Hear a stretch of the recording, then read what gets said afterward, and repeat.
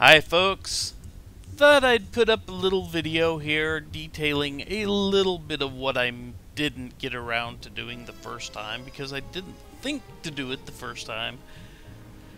Namely, the records that Max has for Inner Monologue. I didn't get around to playing the side Bs of the records, so I'm going to remedy that now. So anyway, yeah, there are 2 tracks to each of these records that he has for Inner Monologue. And they're all disturbing. So let's get to it, and I'm going to be quiet for the rest of this video. Yes, celebrate my lack of voice. Anyway, on with the records.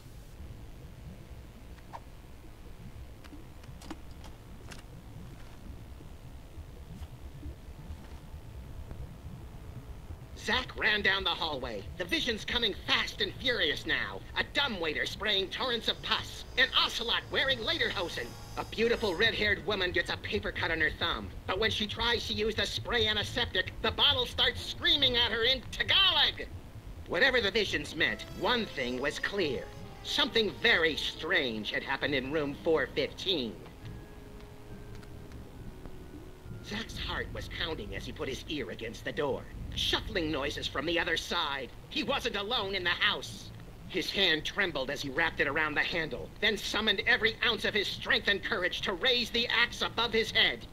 The door splintered as he swung the axe again and again, ignoring the terrifying shrieks of, "Why are you doing this?" from the other side of the door.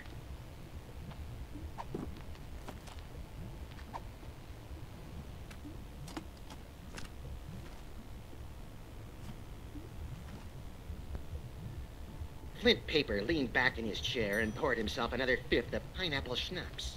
He'd just killed a great white shark with his bare hands and was about to skin it to upholster another, different chair when she walked in. She was tall, real tall, and pretty too. Plus, she had 2 eyes, which were both locked on Flint. "You've gotta help me, Flint Paper," she screamed hysterically, sneezing into a frilly handkerchief while thinking about shoes and decorating. "My father, the professor, has been kidnapped. If you don't find him, and fast, then the Belgians will get the plans for the mega-neutron bomb." Flint Paper spit out his schnapps in surprise. "Mega-neutron bomb? Even I can't handle something that big. For this, I'll need to call in the big guns. My best friend, Max."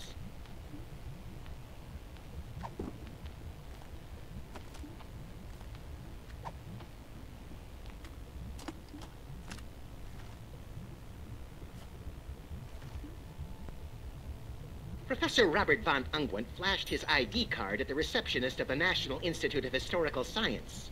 "The Professor von Ungwent?" hissed the receptionist. "World-famous expert in pre-industrial farming implements? Thank God you've come!"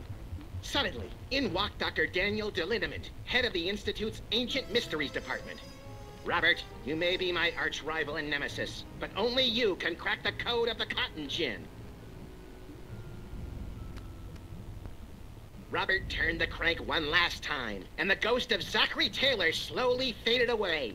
"Remember what's on the 14-cent first-class airmail stamp from 1922, the Spectre droned before disappearing. "The St. Louis Arch!" screamed Sophia in excitement. "That means we finally solved the mystery!" Robert shook his head sadly and spat. "No, Sophia. It means you are the long-lost clone of Betsy Ross, and a traitor!"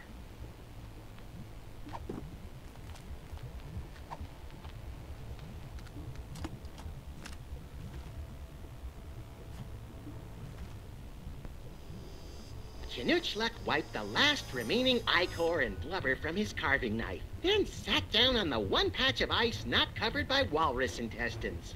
"Why so sad?" asked Paco, his faithful deer-tick companion. "It was a clean kill." "I know," sobbed Knutschluck, "but there was no one here to see it."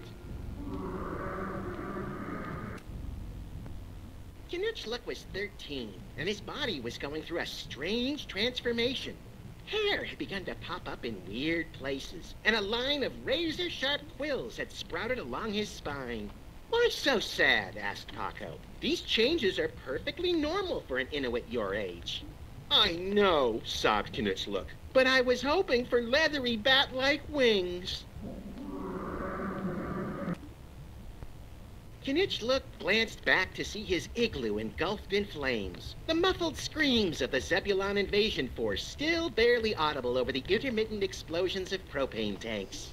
As he held the Eye of Zinthar aloft and watched the sunlight reflected off the sparkling souls trapped inside, Knitchlook realized he had become a man. He plunged the sword of judgment into the still twitching body of a Zebulon drone. Today has been a good day, thought Knitchlook.